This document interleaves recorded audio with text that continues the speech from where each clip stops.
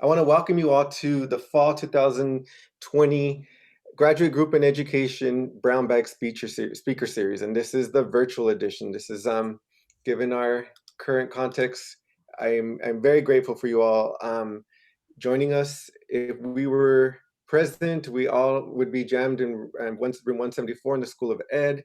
I apologize that we can't send you all cookies and coffee, one of the perks of these Monday gatherings, but I hope that we can get back to that safely as soon as possible so that we can come together and enjoy the sharing of ideas that are part of the folks involved with the Graduate Group in Education. So I'm going to begin first by introducing one of our own students, Alicia Garcia, who will introduce Dr. Michael Singh. And Alicia Garcia is she recently became a doctoral candidate in the School of Education. Yes, we can clap for that one. She is in SOEP, School Organization and Educational Change. I've had the privilege of working closely with Alicia on a search committee where we worked very hard with over 200 applicants, and we successfully hired Dr. Fahima Mustafa to the School of Education, and I was able to learn about her role in being part of the Hispanic the HSI task force, the Hispanic Serving Institute task force here on UC Davis. And I know that already as a graduate student, she's been called upon by UCOP, by folks across the state and nationally. So I'm very happy to have her here to introduce Dr. Michael Singh to us all. Thank you so much, Dr. Martinez, for that introduction. Good afternoon, everyone. My name is Alicia, and today it is my pleasure to introduce to you all our brown bag speaker, Dr. Michael Singh. Dr. Singh, a Northern Californian from Woodland, studies issues of racial and gender justice in schools with a focus on education initiatives targeting Latino men and boys. He earned his PhD in 2019 from the UC Berkeley Graduate School of Education. And some of the awards he has received include the Spencer Foundation Dissertation Fellowship and the UC President's Postdoc Fellowship. His most recent publication is a 2020 article which was published in AERJ titled Resisting the Neoliberal Role Model, Latino Male Mentors, Perspectives on the Intersectional Politics of Role Modeling.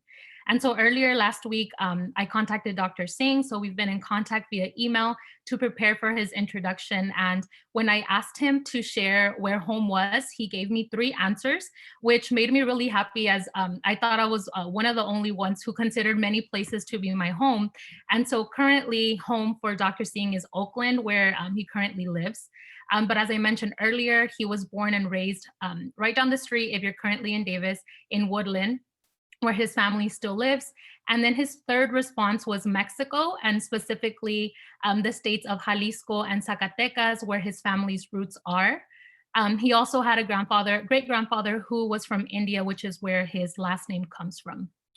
Dr. Singh's favorite food is chile rellenos, and on his spare time, he enjoys having picnics with friends, hiking, eating tacos, watching movies with his fiance, rooting for the Giants, and putting in energy to help abolish prisons and policing. Dr. Singh was a cross-country runner in high school, and during quarantine, he's fallen in love again with running and has enjoyed going on long runs. A fun fact about Dr. Singh is that when he was on the job market, he did a national job search, so he was really open to moving anywhere in the country, but ended up at UC Davis, only 10 miles away from home, which is a very small world. And his boring fact is that he loves watching TV. And because of his love for TV, he created a complex network of login sharing agreements with friends and family in order to access all kinds of TV and movie streaming programs, which in my opinion is not very boring. It's actually very strategic and clever. So thank you so much, Dr. Singh, for starting off our Brown Bag series this quarter. And if you can all please join me in virtually welcoming Dr. Singh. Thank you. Yes, virtual claps. Alicia, thank you so much for that really nice introduction. And Danny, a big thank you for inviting me to the speaker series. I'm gonna go ahead and start sharing my screen with you all. I have PowerPoint slides that I'd like to share. So thank you for being here. As Alicia mentioned, my name is Michael Singh. Currently, I'm on the unceded lands of the Ohlone people, which is now Oakland, California. And I'm a first-year faculty member in the Department of Chicana and Chicano Studies here at UC Davis. So I'm just a couple months into my first job. I did my PhD in education and just finished about a year and a half ago. So I'm really excited to be giving a talk here or virtually here in the School of Education at Davis. I'm excited to build with faculty as well as graduate students, and especially to the graduate students. If you're on the job market or interested in speaking about being on the job market, navigating postdocs and job offers, and starting to imagine how you're going to publish from your dissertation, I welcome you to speak with me, and we can chat about that. I'm fresh out of that, or kind of currently in that stage, so I have a lot of thoughts to share. The work I'm going to be presenting today is coming from a book project that I've slowly been kind of getting into the pipeline. It comes from my dissertation research, which was a 2-year ethnography of the Latino Men and Boys program, Latino Male Mentorship Program in an urban school district in California. I was interested in examining the ways neoliberal shifts in urban education reimagine Latino boyhood and manhood in schools.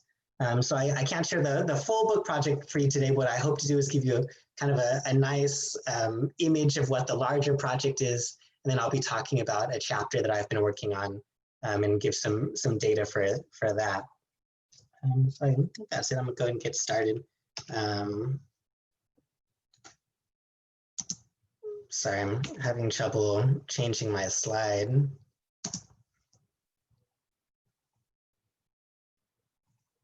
Go ahead and click it manually. All right, so my entry into this work, a bit about myself. So as Alicia mentioned, I'm born and raised in Woodland, California, just down the 113 from UC Davis.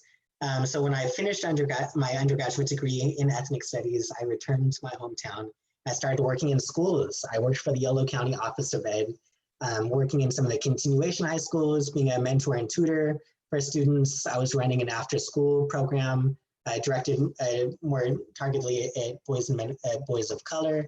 I was also doing some teaching in Dan Jacobs High School, which is the high school in the juvenile hall in Yolo County. And I think I had an experience that was like many men of color entering the teaching profession.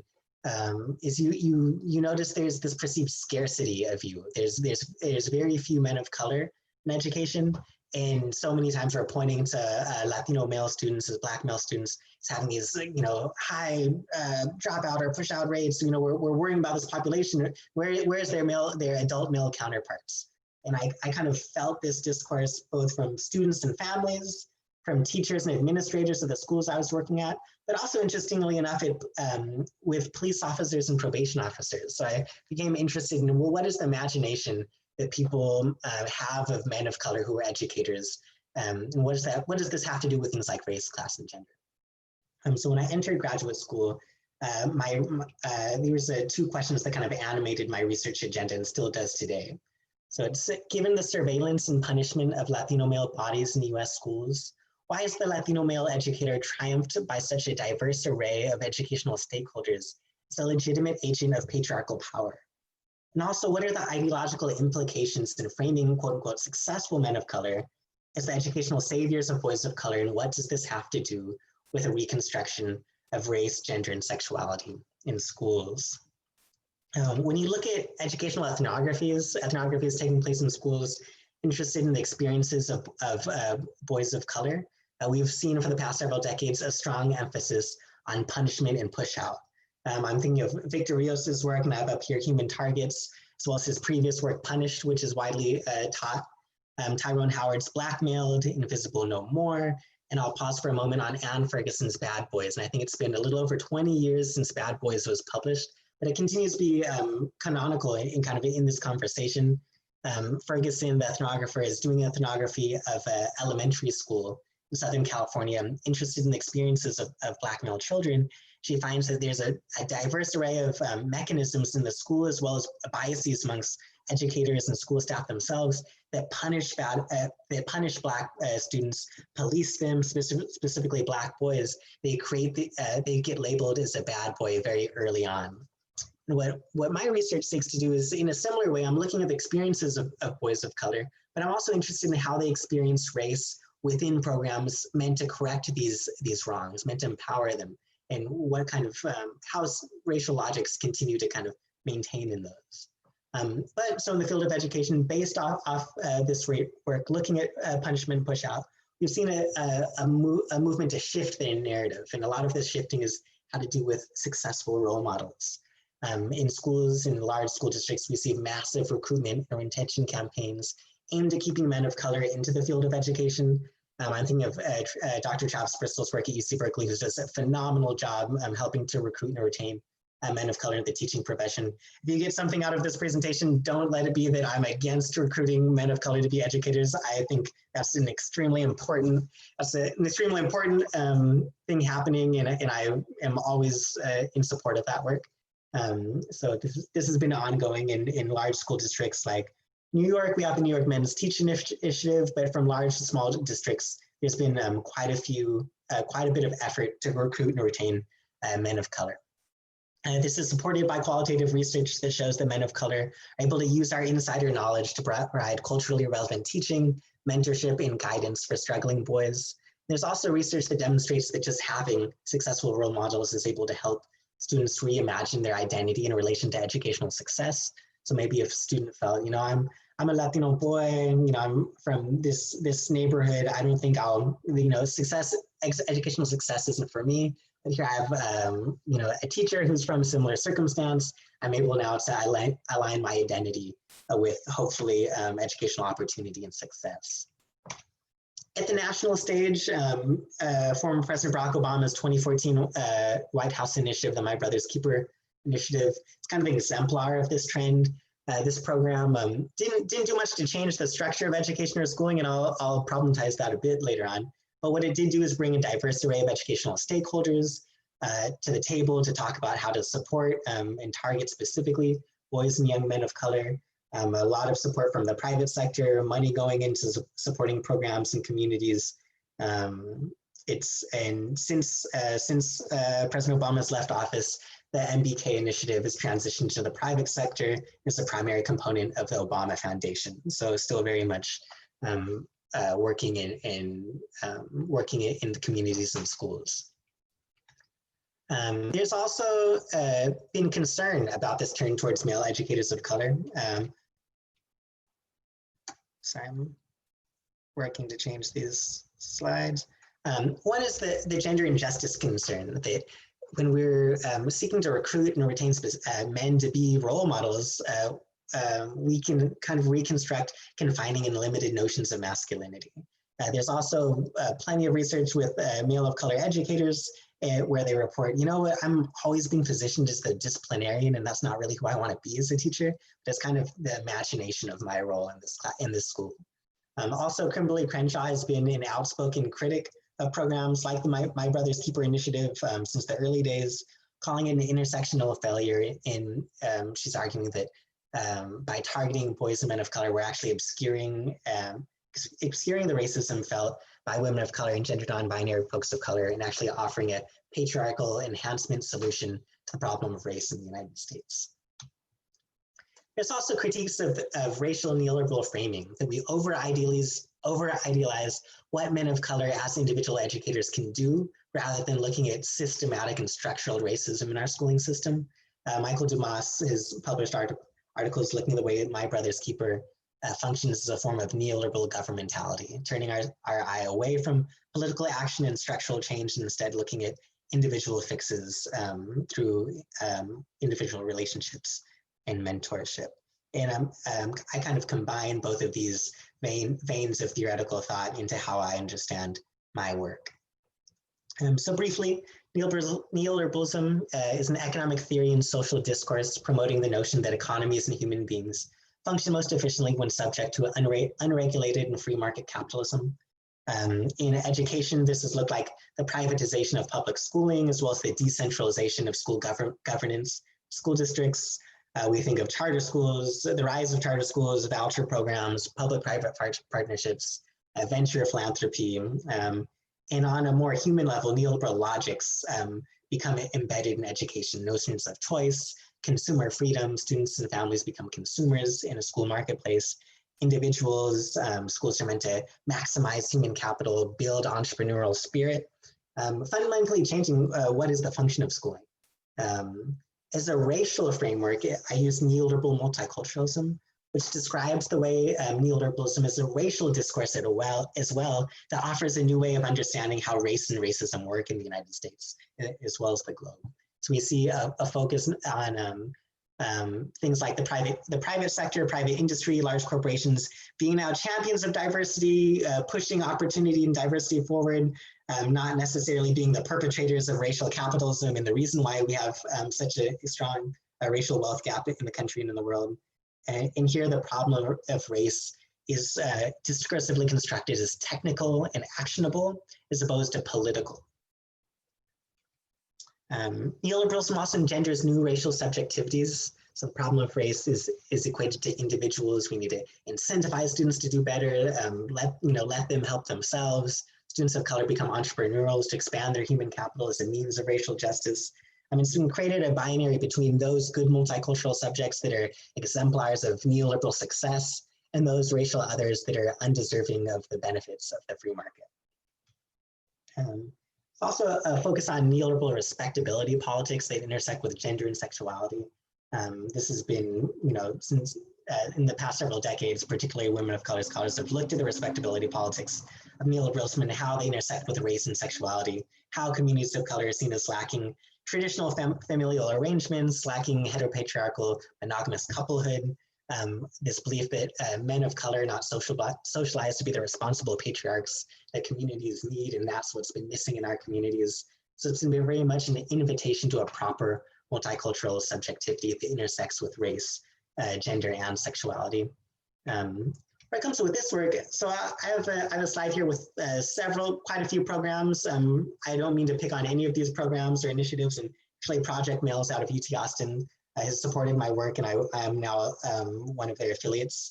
But why I put this slide up is to remind us that in the past decade or so, there's been an explosion of programs, an explosion of discourse surrounding what are the problems and solutions for boys and men of color? What does this population need and who will fix it? And what my work does is I ask, well, what happens then to a population like boys and men of color who've been punished, policed, and pushed out of schools when they now become a target of inclusion in this larger neoliberal educational imaginary? Now, on whose terms does this population enter the educational discourse, and what does that have to do with race and gender and sexuality in schools? So specifically for my larger project, my 2-year ethnography, my research questions were, how does neoliberal multicultural discourse frame and construct Latino male identity in schools? How is an intersectional Latino male subjectivity animated in boy of color programming? And in what way, if any, are neoliberal multicultural identities disrupted through alternative framings of Latinx education or Latino masculinity? So to do this, I constructed an ethnography of a Latino male mentorship program that I call Latino Male Success. These are pseudonyms. It was located in the city of Arroyo Seco, California. And this program was established in 2010 and is run by a large Latinx nonprofit. It presently functions in 10 different Arroyo Seco Unified School District middle and high schools. And again, indicative of neoliberal shifts in urban education, it functioned in most cases as a daily advisory course or Chicano studies class during the regular school day. So it was not an after-school program. We had non-credentialed youth workers teaching classes within public schools during the school day, again, targeting Latino boys as a mentorship program. It employed 10 mentors, each assigned to an individual school. They were aged 23 to 31, and all but one held a bachelor's degree. Again, though none were credentialed teachers. The majority were Mexican descent, and they were responsible for about 15 to 25 students, ages 12 to 19, predominantly of Mexican and Central American descent. And this means, based on the demographics of the district and on the numbers of middle and high school Latino boys there were, they could roughly service about 6% of Latino boys in the district at one time. So not necessarily a district-wide fix, but a program that was able to just get a very few amount of students. So this was an ethnography. I won't go too detailed in my data collection, but I brought in document analysis, structured interviews with mentors and students and administrators, conversational interviews with all kinds of folks involved in the community and in the schools.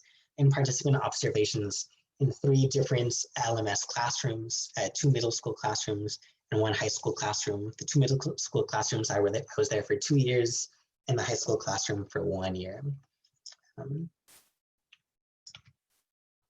Sorry, let me change the slide. All right, an overview of my findings. And so I'm not going to go into all findings in strong detail, but finding 1 is a neoliberal multicultural discourse framed LMS's intervention. I found this not just in looking at the mission statement and the MOU between the district and the program, but also in newspaper articles, looking at the discourse that articles portrayed, how the articles portrayed the function of the program, how they kind of constructed a narrative of problematic boys become, you're given hope by successful men. I looked at, particularly this narrative was extremely prevalent in fundraiser galas that I attended. Large philanthropists, folks like big names in the tech sector, the mayor of Arroyo Seco, all kind of spoke a similar language, that boys of color were at trouble, almost of their own fault. They were falling, deviating on the wrong path. They needed a strong role model just to tell them, focus, get your homework done, do the right thing. And this was kind of the imagined success story for a program like LMS. Finding 2, classroom participant observations revealed that curriculum and everyday practices reinforced neoliberal values, and I describe these as meritocratic individualism, consumerist ideals, and benevolent heteropatriarchy. Finding 3, students adopted and resisted these neoliberal values. And the 4th one that I'll be talking about today is some mentors subverted their positioning as positive Latino male role models. So I'm not going to talk about the first 3 in this presentation, but if anyone has any questions, I'd love to talk about it more, but I'll focus this one on how select mentors subverted their positioning as this positive Latino male role model, is a kind of a racial justice intervention in this program. The 2 mentors that I'm going to focus on specifically is Mr. Javier and Mr. Agustin. Mr. Javier was 30 years old, a 5-year veteran of the program. He was a middle school mentor that I was shadowed for 2 years. He had gone to college but had not finished. He was from the community, identified as heterosexual. And Mr. Agustin, on the other side, was 23 years old. He was a 1st-year mentor. He was a high school mentor. He had just graduated from UC Berkeley with a sociology degree. He was also from Arroyo Seco and identified as gay. Sorry, I'm going to change my slide here. And so from my earlier research, I kind of generated this idea of the figure of the positive Latino male role model. It's kind of this guiding force that shaped what kind of work needed to be done in a Latino male mentoring program and who people needed to be. So I defined this figure as the convergence of neoliberal discourses of race, gender, and sexuality, as well as other social categories, to construct the epitome of Latino male respectability in the image of the positive Latino male role model. This representation of a respectable and heteropatriarchal Latino manhood was positioned in contrast to the deviant and oftentimes problematic racialized characteristics associated with Latino men and boys. And the figure of the role model serves as an invitation to Latino male respectability. So I'm going to start off with reading an excerpt from the book chapter I'm working on. This is a picture kind of as a placeholder. That's not a picture of the actual classroom, but just so folks had a classroom to look at as I read a quick excerpt. So I'll go ahead and start. The walls of Mr. Javier's middle school classroom were covered in protest art. Their bold and clear messages spoke directly to ongoing social and political movements affecting the North Arroyo Seco community. Some of the posters read "Abolish Borders," "Black Lives Matter," and "Arroyo Seco against gentrification." A banner hanging above Mr. Javier's desk stated, in graffiti-style letters, "If capital can cross borders, so can we." This type of artwork broke from the common and borderline cliché cultural empowerment images seen in the rooms of most LMS classrooms. These posters were provided by LMS's character development curriculum and included slogans such as, "When you heal, we all heal," as well as an array of inspirational but unspecific quotes by Cesar Chavez. In today's class, Mr. Javier announced that we would be doing one of his favorite lessons, which was not an official LMS activity and was called Roots of Oppression. Standing at the front of the classroom, Mr. Javier began asking students to brainstorm some of the troubles and social ills they saw in their North Arroyo Seco community. Some of the words and phrases included robbery, gangs, shootings, police shootings, trash, homelessness, which was changed to houselessness, violence, addiction, kids dropping out of schools, and deportation. Once the brainstorming had finished, Mr. Javier began connecting the words with a brown marker till they resembled green leaves on brown branches. He linked the branches to a wide tree trunk and finally 6 large intersecting roots. The roots were titled racism, sexism, classism, ableism, ageism, and homophobia. As the lesson continued, Mr. Javier and his students discussed the way systems of oppression manifest in diverse and sometimes hidden ways.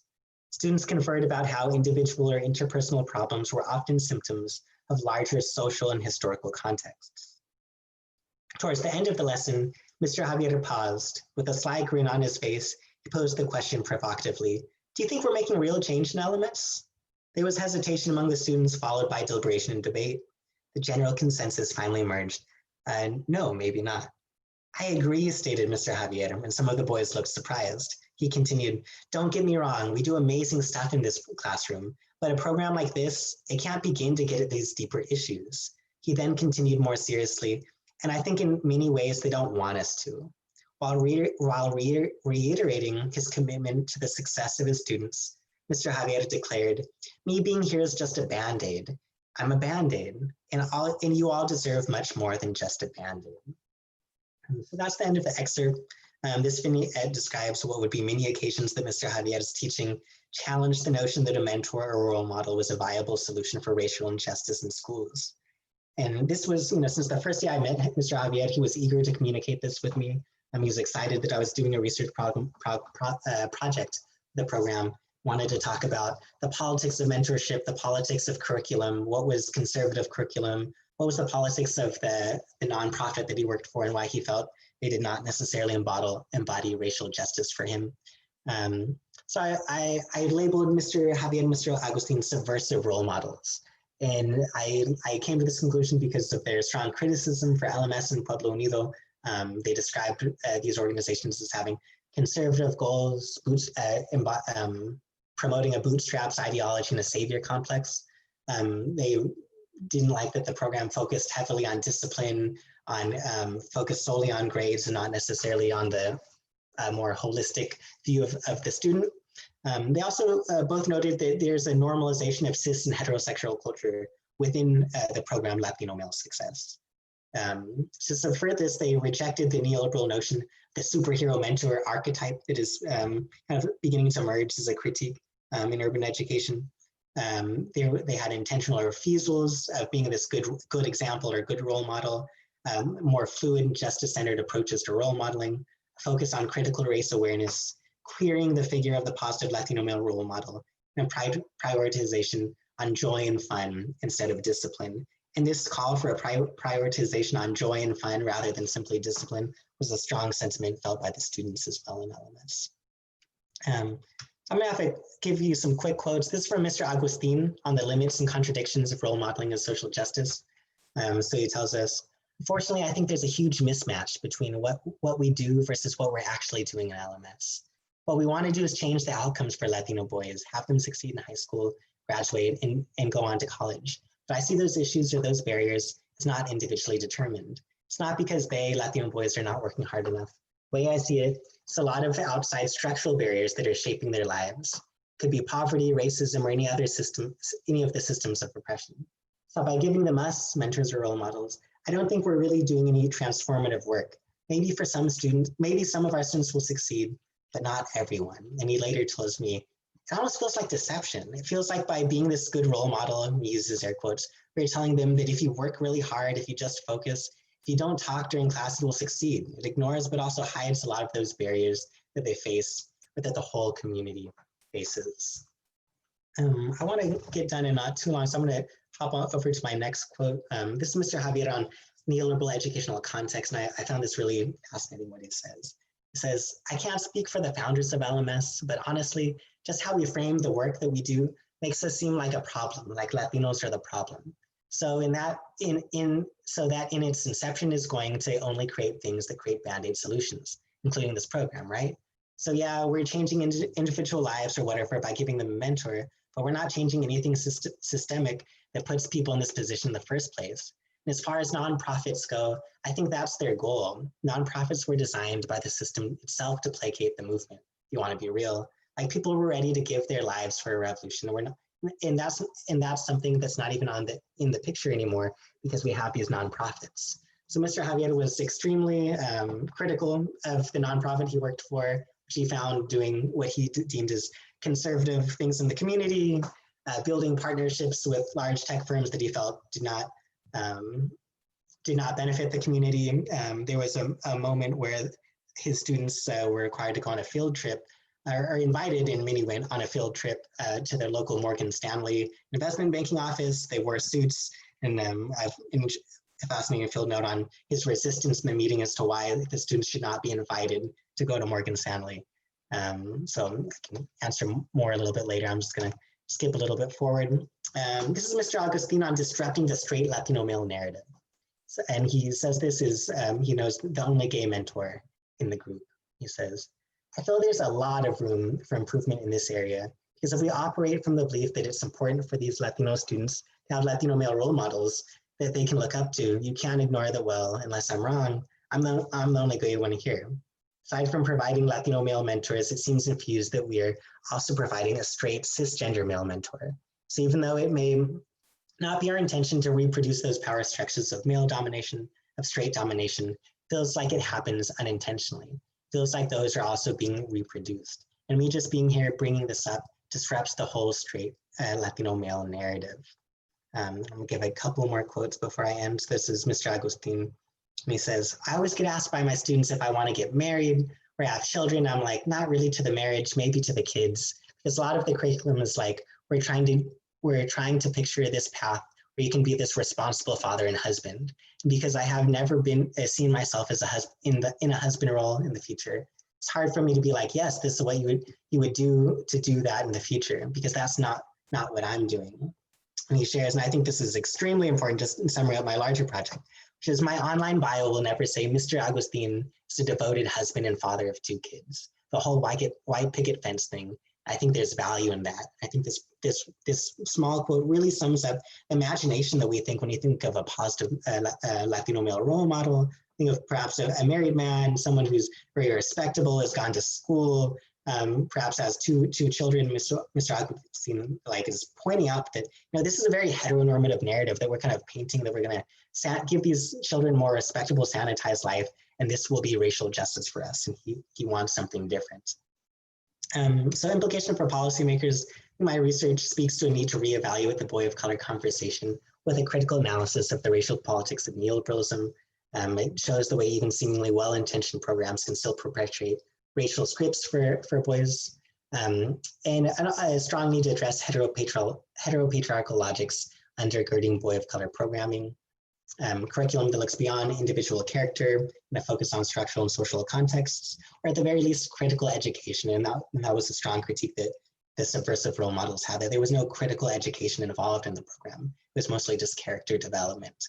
And a move beyond crisis response to justice-centered approaches to work. Here's 7 points for subversive role models. I'm in the process of working on kind of like a small article that's easily passed to educators. I have like 7 points that I think are important for particularly men of color working with boys of color. They are challenge deficit perspectives, refuse the role of savior, disrupt the heteropatriarchal imagination of male mentorship, deconstruct rather than reconstruct manhood, critically analyze why and how cultural relevancy is valued, challenge anti-Black flamings of multicultural education, and teach and work towards educational justice. So I'm going to go ahead and end it there, and maybe we can have some questions. This is my contact information, as well as 2 articles from this research that recently came out, if anyone is interested. So thank you. Thank you, Michael. Can we thank Michael? Show some love. Michael, yes, thanks again for your work. It was good to hear. I saw your job talk, and to hear how this work has progressed has been really great, and to focus on subverting this image of the Latino role model. I want to open it up now to any questions anyone may have. You can use the raise your hand on the Zoom feature, or just unmute yourself and speak up.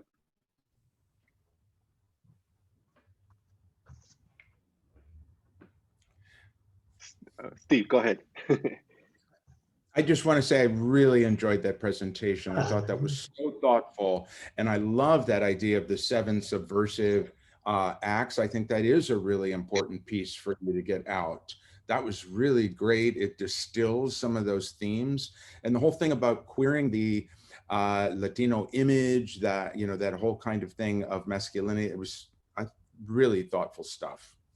Oh, thank you. And you know, one of the points that I mentioned that I didn't get to talk to was challenge anti-Black framings of Latinx education. So Mr. Javier has this great comment in our interviews where he's describing when the rapper Nipsey Hussle is killed about 2 years ago, maybe a little bit less than 2 years ago.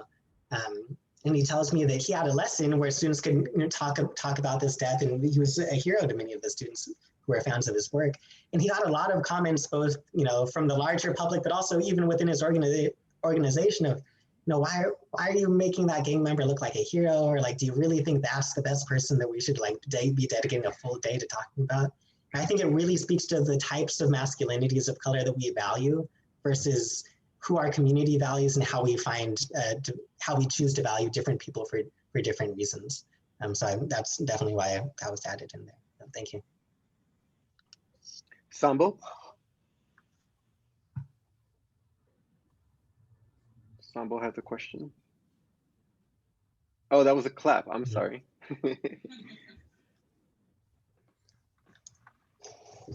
Go ahead, Carrie. I absolutely love this. So thank you so much for this presentation. I'm so excited you're at UC Davis with us now. I'm wondering if you can speak to the ways in which the students responded similarly or differently to these subversive role models compared to those who were sort of reproducing this neoliberal kind of orientation. Yeah, good question. And I definitely don't want to paint other mentors as just like, you know, was the good ones and the bad mentor, you know, oh yeah, I know, you know, but yeah, it was very complicated, but sometimes I did feel like I saw 2 parallel stories in this program. Sometimes, you know, very focused on discipline or respectability politics, and sometimes this place where boys really enjoyed being with other boys and with their mentors. But it was very clear to me that when Mr. Javier would give, you know, this more radical lesson on racial justice, if he was a substitute mentor for a mentor who who had a day off or something, students really responded to it and would always tell mentors like, hey, how come you never tell us something about like colonialism, racism, like Mr. Javier, or like, oh, we should have more of this. Like, why are we gonna like focus on resume building again? I'm in 7th grade. Like, I don't know if that's like the most important thing I need right now, or like financial literacy, like workshops are really important, but it just seemed like there was this overwhelming focus on things like that rather than on critical education, and students love to have those lessons. And it's not that all mentors did that to some extent, but it was very clear with these 2 mentors that they felt, you know, I don't necessarily love where our program's going, and I'm going to take it upon myself as this kind of critical educator to do something a little bit different. Yeah, thank you. Thanks. Audrey, sorry. Okay. I am wondering if you could speak a little more. Oh, I think you're muted, Audrey. Hi, can you hear me? Yeah. Thank you. I was wondering if you could speak a little bit more to if you've seen any shifts in this, like, as you mentioned, like neoliberalism role model. You talk about like very heteronormative. There's like some like potentially like anti-Blackness, or at least within the system. And if you've seen any shifts over time, or if that sort of like model has sort of stayed the same. Yeah, I think there has. And I think, I mean, especially in these past, I think of my work with the organization, like folks are, not everybody, but generally folks are excited to hear these critiques and be like, yeah, you know what, there's something, I'm a manhood expert, but I am kind of concerned. I don't even know this language of gender or pronouns, or like, people are aware of their blind spots and are excited to hear and do kind of feel like, yeah, actually, I didn't realize that, we're kind of focusing on their characteristics, but not necessarily what I feel like is racism in society. But in the larger whole, I think these critiques are definitely gaining traction. You know, I present the My Brother's Keeper initiative is a bit of a critique, but you even see in these larger meetings that they have, there is much more, you know, feminist lens. Somewhat, I won't like analyze the whole meeting and say it was like 100% great, but you see shifts, and you also see that, you know, some people are working as kind of these subversive agents in themselves. That, you know, I'm hustling in the nonprofit world, and now that we're this language of like anti-Blackness is getting a little bit more traction, I'm comfortable writing it as part of our mission to challenge anti-Blackness. So I'm, you know, they're seizing this moment and trying to make some of those dollars work for them. So I do see a bit of a change for sure. And I think that has to do with, I mean, just the nature of hegemony. Like we're always pushing and pulling, that's trying to kind of subvert our resistance. And in some ways we're resisting, in some ways we're not, but hopefully we're moving in the right direction. Yeah, thank you. Alexis. Great question, Audrey. That was actually the basis of my question. I was wondering if you had an opportunity to share your findings with the organization, and if so, what that response is. But I think you've responded to that in your question, in your answer to Audrey's question. So.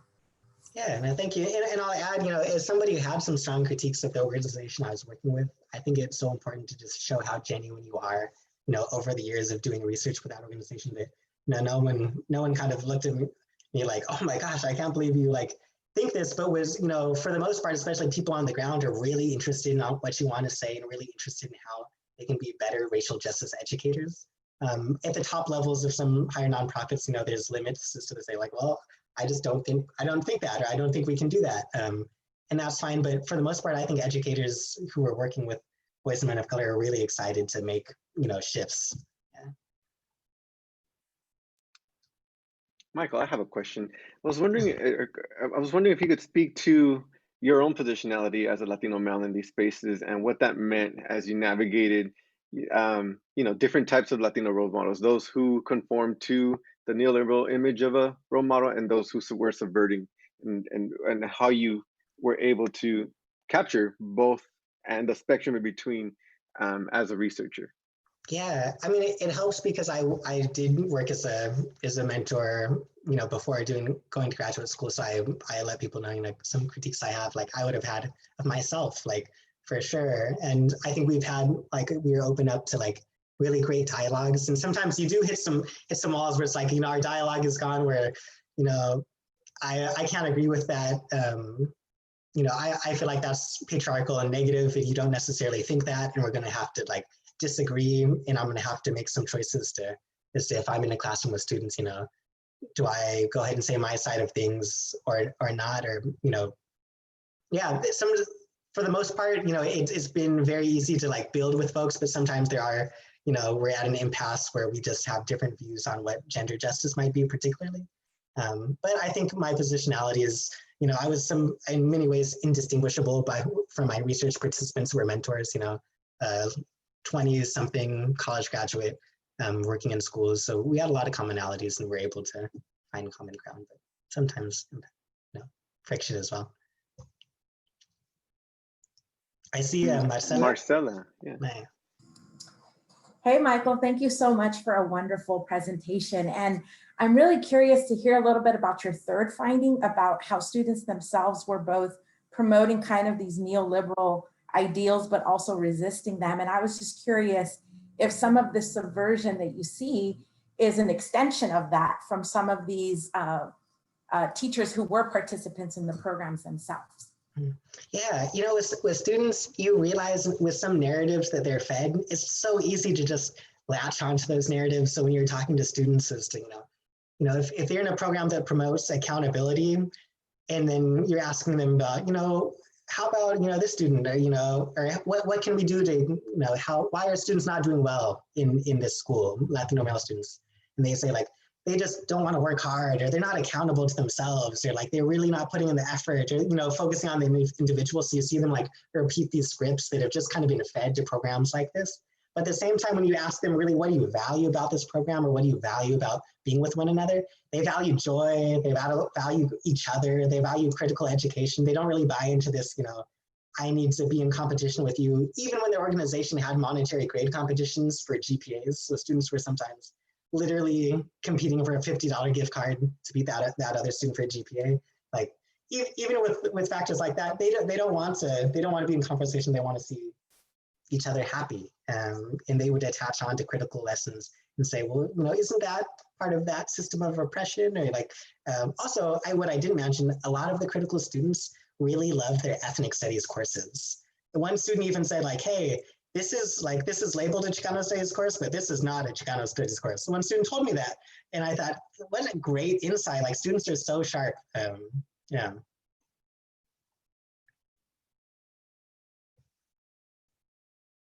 Sylvia, go ahead, Sylvia. Michael, thank you so much for a wonderful presentation. I really enjoyed it. I'm wondering what connections, if any, are being made with the families of these youths to discuss what they're discussing, that homeschool connection.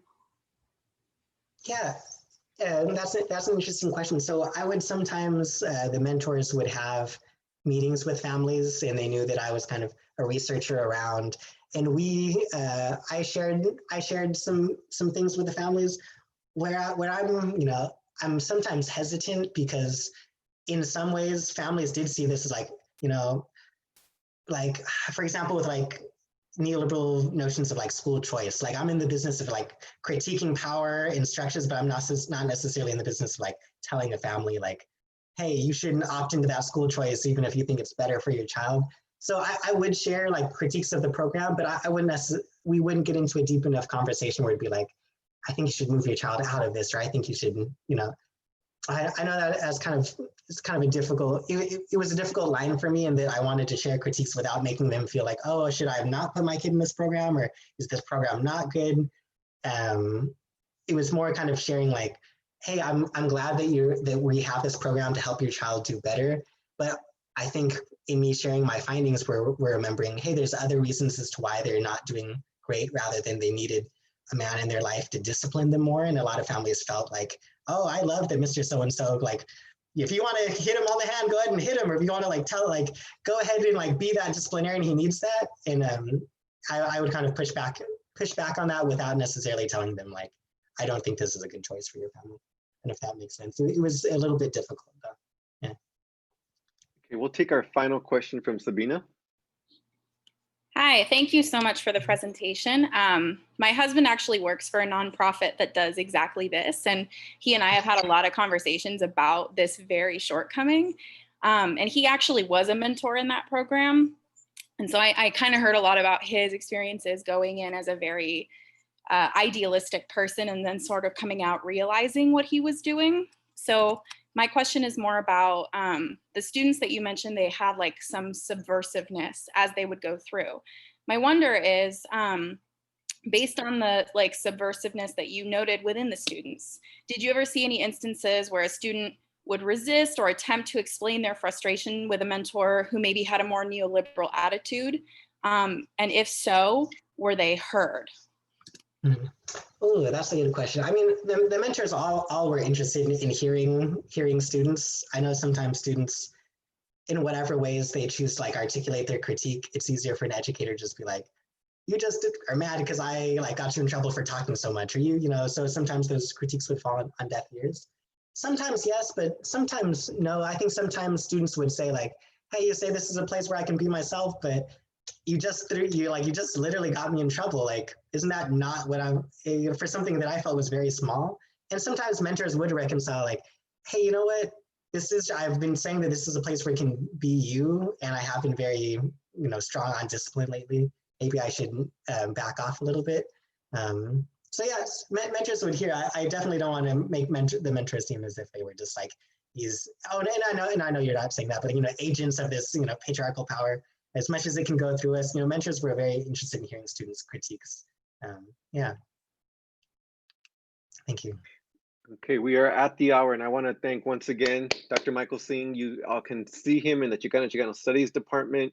I want to just Michael, this is my attempt to bring you to the School of Education to share your work, but also for you to consider being a member of the graduate group in education soon, because I believe your voices, you would be a great part of the community. I also want to acknowledge and welcome all our first-year PhD students. I failed to do this earlier, but welcome. We appreciate you being here. It's great to see your faces on my screen. We had 44 participants, and I want to acknowledge Candel students who also joined us, some undergraduate students, and also folks outside of the School of Education. I also want to acknowledge faculty and staff who are here. We appreciate you all. Be safe, and please join us next week for Dr. Darnell Dagan. He's in the middle of my screen right now, so I'm looking at him. He will be presenting his work next Monday at the same time. And invite your friends, invite the homies, invite your mom and dad, invite everyone to join us, okay? Have a great day. Thank you.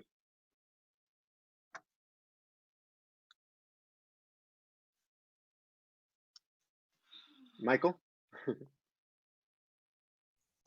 Yeah, thanks, Danny. That was great. Just wanted to thank you so much. This was great. I appreciate it. I was really happy to be able to connect with folks